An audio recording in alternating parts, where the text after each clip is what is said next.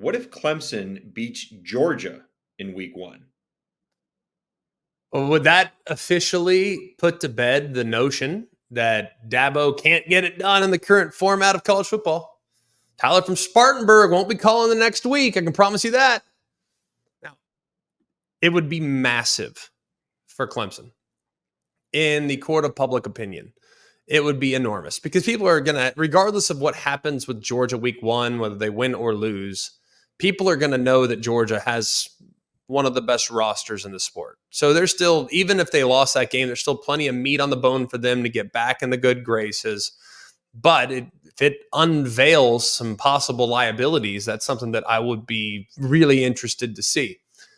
But you think back to just how rare a Georgia loss is. They've lost just twice in the last 3 seasons. Both of those losses came in the SEC championship game. They've won 39 consecutive regular season games dating back to 2020. That's the second longest on-field streak in the AP poll era. Only Oklahoma had a longer streak, and guess when that was? That was when they won 45 straight between 1953 and 1957. So slightly different era of football back then. All due respect to those Sooner teams. I'm sure they were amazing. I'm sure they were great. Not taking anything away. I just think winning 39 in a row now might be a little trickier than winning 45 in a row back then. Now, is it completely out of the realm of possibility? The Georgia right now is currently a 14-point favorite. Need I remind you that Clemson last year, when they went on the road to Duke, was an 11.5-point favorite. And the home field being at Duke last year, it's worth what, about 3 points? So in a neutral site, Georgia being 14 and Clemson on the road at 11, it's really not that wide of a gap when you take that into account. And I think a lot of people will look back at Clemson last year and say, well, they failed to win at least 10 games for the first time since 2010. And while that, for many, would be viewed as a significant disappointment, I actually look at where they were after a 4-4 start, really at a crossroads, and finishing with a 5-game win streak. I think they have a lot of momentum coming into this season. And they're going to look a lot like they looked last year. You got the same offensive coordinator back in Garrett Riley. You got the same quarterback back in Cade Klubnik. You would hope, at least I would hope, that Cade Klubnik will be a lot more comfortable this year.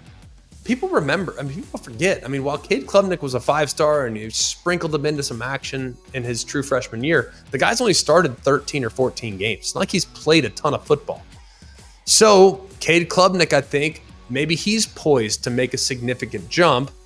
His second year in the offense, his second year with Riley, and with what should be a better receiving core.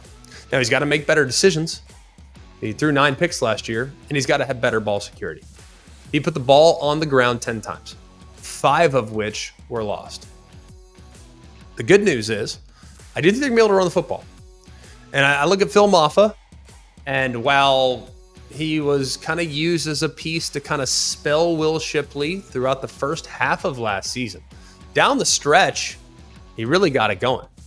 The last 6 games, nobody ran for more rushing touchdowns, and there were only 2 guys in the league that had more rushing yards per game down the stretch than Phil Maffa last year. So, and I look at Georgia, and we've talked about this and documented this really all off season.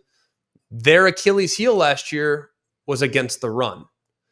So if Clemson beats Georgia, that means that they've probably gotten improved quarterback play. They probably were able to run the football pretty well. They probably were able to create some one-on-one opportunities for their wide receivers, their young wide receivers that are hopefully going to get a little better this year, a little more consistent this year. And Georgia still maybe has a couple issues against the run that plagued them at times last year. So that's probably the recipe. But man, that would be a massive result, not just for the ACC, but also for Dabo Swinney in quieting some of the critics with how he's approached the portal and some other aspects of the current format in college football.